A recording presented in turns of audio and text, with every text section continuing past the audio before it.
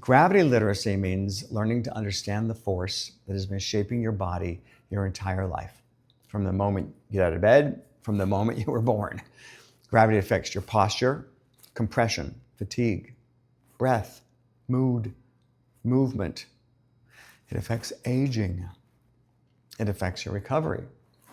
And most people don't really notice what gravity is doing until something hurts.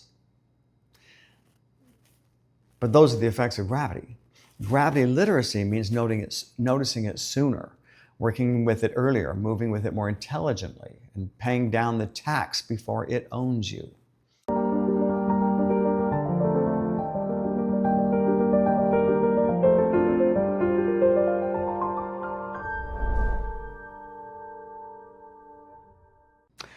Hello and welcome everyone to the AntiGravity Man Flycast, episode 0.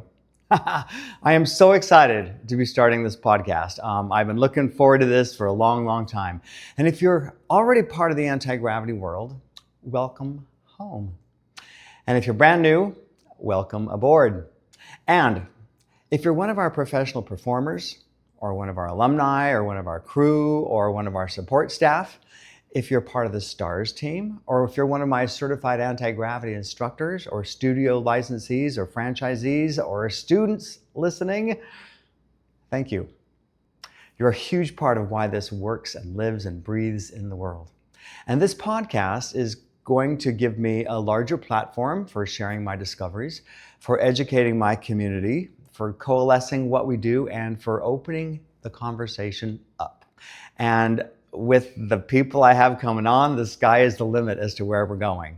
I have such incredible guests we're going to be having. On this Flycast, the guests are going to help us contextualize what we're doing. They're going to help us deepen our knowledge base around anti-gravity as a wellness modality. And they're going to share some insights from both inside our world and from outside it, different perspectives. But all of them are going to help to broaden the conversation around movement and around recovery and around performance and around embodied intelligence and somatic awareness and sensory intelligence and what it means to live with greater gravity literacy. We're going to talk about what it really takes to create aerials in performance and also in fitness, and to do that for a living. We'll talk about the artistry. We'll talk about the athleticism and the discipline. We'll talk about the business itself, the wear and tear on the bodies, the recovery, the innovation, and the devotion that it takes. And I'm here to share my stories and some of my secrets based on where we've been and where we are now, and also where we're headed. But before I talk about the future, before I talk about the philosophy or who the guests are, or where all of this is headed, I should first answer the most obvious question. What is anti-gravity? Well, the way that I frame it, anti-gravity is the complementary opposite of gravity. Gravity is the force that pulls us down. Anti-gravity is the energy that lifts us up. But it's also the ecosystem that I built. As an artist, as an athlete, and as an entrepreneur, I built an ecosystem that helps to share that vision and to share my passion with the world. That's the big answer. The practical answer is this: anti-gravity is not just one thing. It's not just a performance company with a celebrity resume. It's not just a fitness method that has gone around the world. It's not just a class that you come take. It's certainly not just a hammock. It's an entire ecosystem. It's all of it together. And I started the creation of this over 35 years ago in New York City as Anti-Gravity Entertainment, as a performance company. In fact, we were America's first contemporary acrobatic theatrical performance company. And we helped to establish and pioneer a modern style of aerial performance that was athletic and theatrical and contemporary. Before that, we really hadn't seen acrobatic and aerial arts anywhere except for in the circus. So Anti-gravity is not a circus. Don't call us that. Although we borrow a lot from circus. Anti-gravity entertainment is its own thing. And we're based in Orlando now. We were based in New York then. For more than 3 decades. As an artist, I've been creating aerial and acrobatic performance work in physical theater as anti-gravity. Over 3 decades. The funny thing is I started it because my friends and I were like extraordinary athletes with world-class physical intelligence. But once our competitive years were over, there just weren't that many places for us to go. And so I built one. Yeah, well, actually, we built one.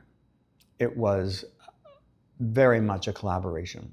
And all along the way, I have had incredible people who come through the ranks of anti-gravity to be able to create it for what it is today. And we started as a place for gifted bodies, people that were high-level athletes, that we could keep evolving and we could take our skills and move them to other places. It was a place for athletes to become artists. And it was a place also for skill to wind up becoming expression. Because before then it was just technique on the competition floor. But once we got to Broadway, it was a whole different thing. And it became a place for physical intelligence to wind up having a future. Because anti-gravity wasn't just about spectacle. It was about possibility, inspiration, the dream of flight, human conquest, and also about building community.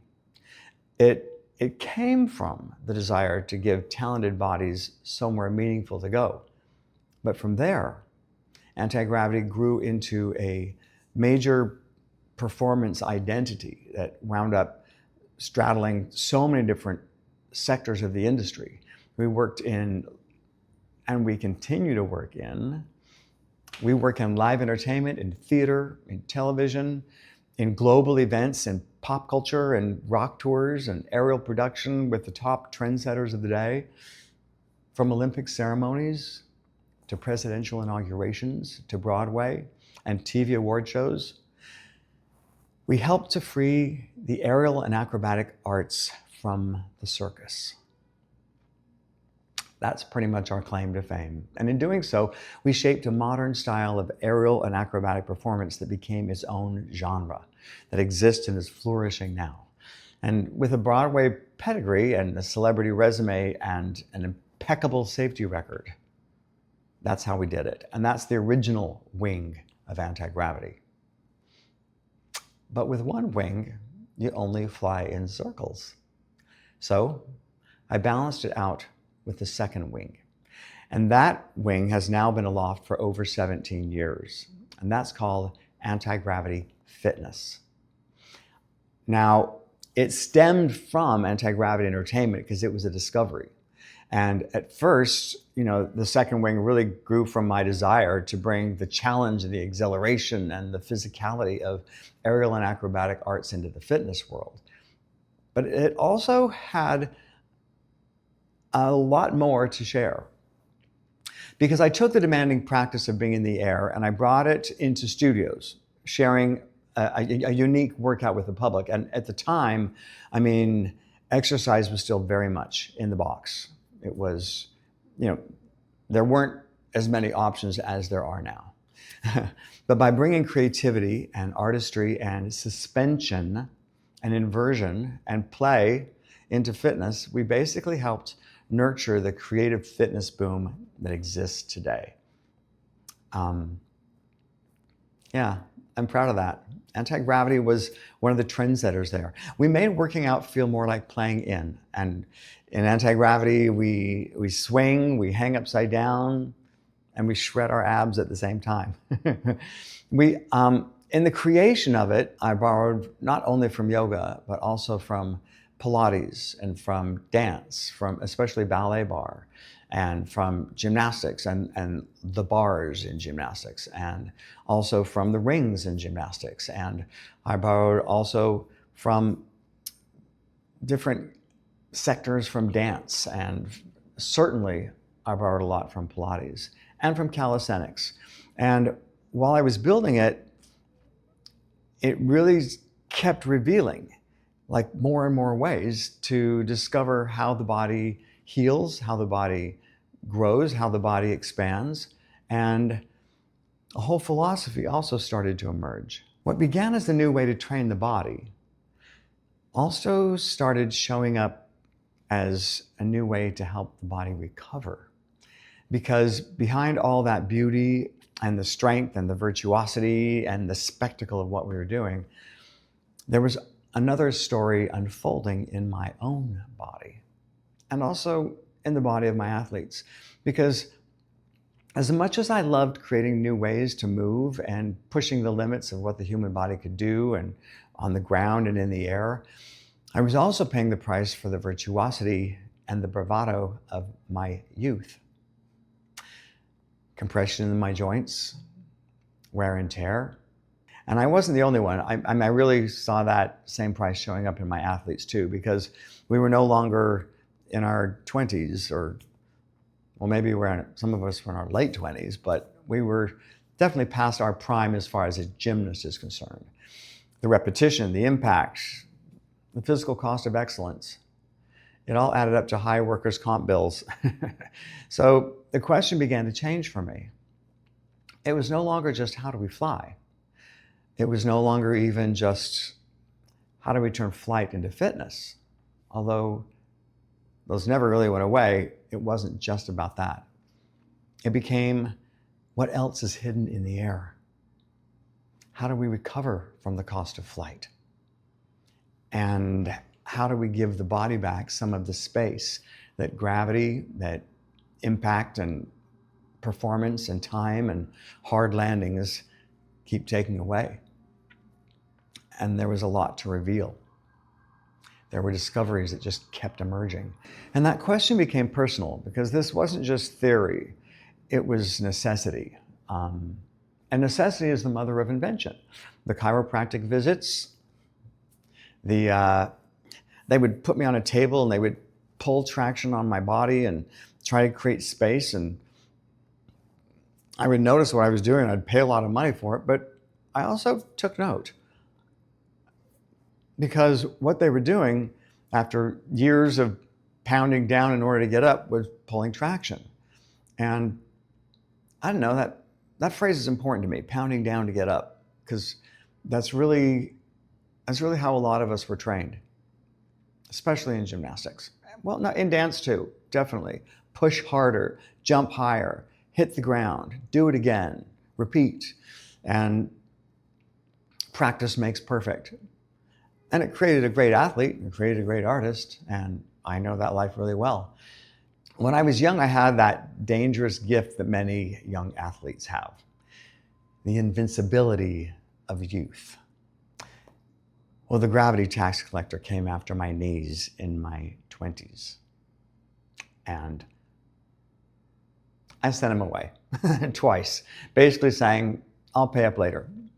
I had an ACL reconstruction in both of my knees before I was 24. Well, later came with compounding interest. By the time I moved to New York City to become a Broadway dancer, I'd already had 8 knee surgeries. It forced me to quit competing as a gymnast, but it also became the doorway into my professional dance career, into choreography, into anti-gravity, into learning how to compensate and to adapt and to never give up. In life, hidden in the forces that pull us down is the energy to lift us up. So I kept going. I kept following my passion. But my mid-30s, the bill was no longer theoretical. By then, I had done Broadway shows and Cats and a chorus line and shows that were really, really hard on the body. And that's when I discovered the gravity tax. The gravity tax is the price we pay, often unconsciously, for all the years of compression, impact, poor mechanics, poor recovery, stress, bad posture, bravado, and the daily downward load of life. Gravity tax. And in my case, the interest compounded.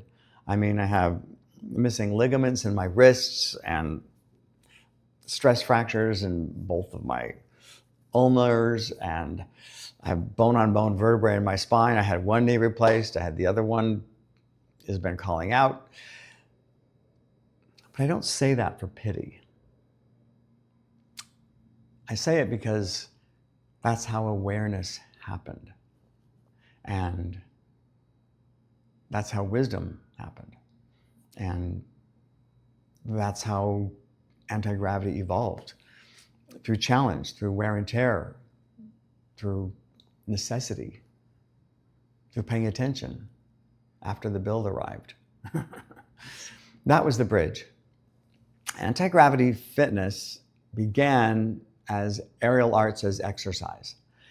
But within that, it revealed aerial arts as recovery. See, anti-gravity is more than a performance company or a fitness technique or even a recovery technique. It's actually a full system for accelerating human adaptability.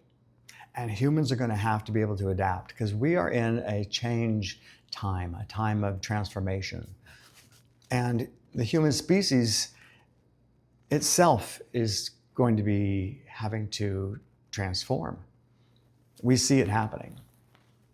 And anti-gravity, I believe, is a way that can help with that. Because if we can't adapt and become more resilient to the world that's emerging, then we can possibly become extinct. I know, crazy to think, right? But AI is a new species, and it is a species that is going to be much more intelligent than we are. And we have always ruled planet Earth because of our intelligence. But what AI doesn't have and will never have is a body and embodiment. So the more that we become in tune with this body and learn all the capacities of it, the more adaptable we become. And that is now crucial that we learn to do that. And I think it's a positive thing because we know we've only tapped parts of the brain, just a small portion of what it can do. And I think we've only tapped human potential as well. I like the analogy of the dragonfly, actually. The dragonfly spends enormous years underwater in a whole environment that is completely different than where it's going to go. And then it spends a very short amount of time climbing up a tree or a branch, a very short amount of time, and then it gains wings and it flies and experiences a wholly new world. Well, maybe, just maybe, the first 20,000 years that humans existed were the time underwater. And this last 100 years has been the time that we have been climbing up the branch. And humans are now in the middle of transmutation. And we're going to fly. And anti-gravity is part of that. Anti-gravity fitness did not emerge because I was leaving performance behind. I just wanted to share it with the world. It emerged because performance and then fitness and finally pain that came with both taught me what the body needed. And that's the evolution of anti-gravity. That's how it has become an ecosystem, more than just entertainment or fitness. And the fitness movement is basically a movement system that's built around the Harrison anti-gravity hammock. Now, I want to talk about that tool. I named it Harrison Anti-Gravity Hammock because there's something unique that I discovered about it. It's not just an apparatus, it's not just a prop, it's not just a piece of fabric. It's an essential tool. Essential tools shift humanity. They create industry. Think about it. The ball, the wheel, the hoop, the paddle, the hammock. They're all simple objects, but once human creativity puts them into motion, or rather puts motion into them, they generate entire industries. Sport, art, exercise, play, competition, and they shift culture on the whole. Well, the hammock definitely belongs in that family. It just was underutilized.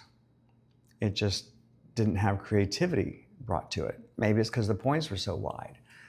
I brought the points together. It may have been the most underutilized tool of them all. It was designed for rest. It was designed for relaxation. I turned it into motion. I decided there was a lot more that could happen just by pulling the points together and changing the fabric and finding the right height and redesigning it. And once it moved, it generated a whole new world. Now, let me be clear. I didn't invent the hammock, but I did reinvent the hammock and how it could be used. And that was the pivot. Because once I realized what this apparatus could do, it's not just versatile. That's called intelligent. Because here it is, like one apparatus that can support the beginner, it can challenge the athlete, it can help the stiff person to move, it can help the anxious person to breathe, it can help the tired person to restore, and help almost everybody discover something they didn't know their body was capable of. And that's where transformation happens. And that's why the Harrison Anti-Gravity Hammock is so special, because it's not just one note. It teaches relationship to gravity, relationship to support, relationship to trust. It teaches relationship to space and your environment around you, to sensation, and relationship to play. And that brings me to the lexicon that matters now, what we're talking about, and what we're going to be talking about in this podcast: gravity literacy, somatic awareness, sensory intelligence, kinesthetic intelligence, and anti-olding. These aren't just fancy terms to sound smart. This is where the discoveries have led me to, and they describe a real evolution in what it means to be well. I don't know how I fell in to be the person to share this, but here I am. Gravity literacy means learning to understand the force that has been shaping your body your entire life, from the moment you get out of bed, from the moment you were born. Gravity affects your posture, compression, fatigue, breath, mood, movement. It affects aging. It affects your recovery. And most people don't really notice what gravity is doing until something hurts. But those are the effects of gravity. Gravity literacy means noticing it sooner, working with it earlier, moving with it more intelligently, and paying down the tax before it owns you. This is something I'm learning on my own. And that requirement is somatic awareness. Somatic awareness means that you stop living only from the neck up. You begin to notice your breath, your tension, your posture. You notice your holding patterns, your inner signals.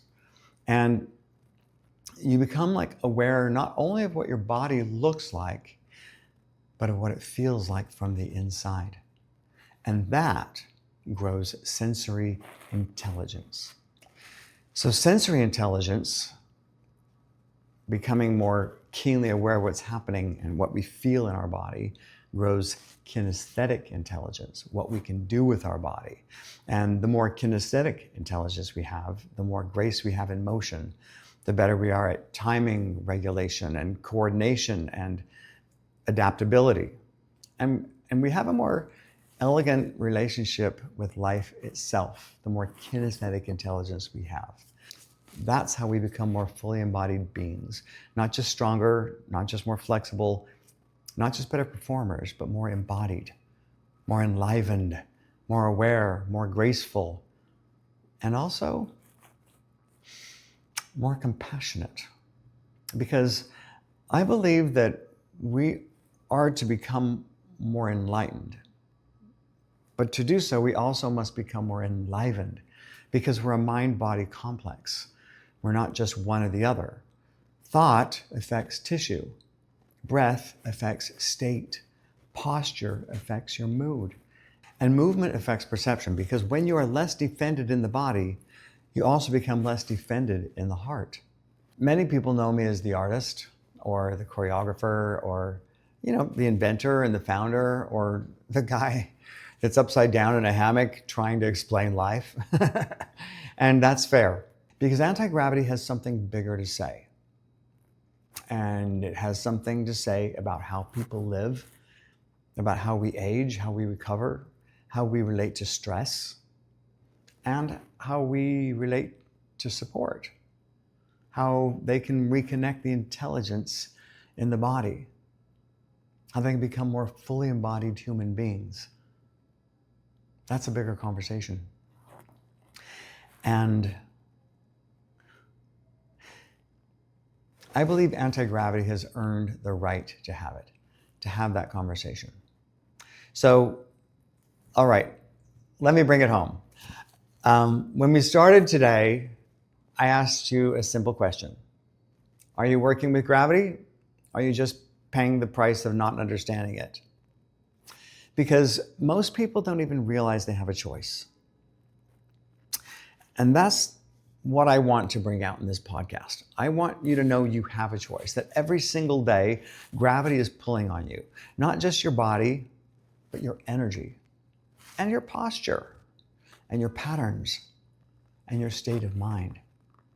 Gravity affects everything. We live in the field. We can't escape it. But we can do things to dance with it. Most people just notice when it hurts or when something breaks. They don't really notice it till the bill comes due. I know that bill.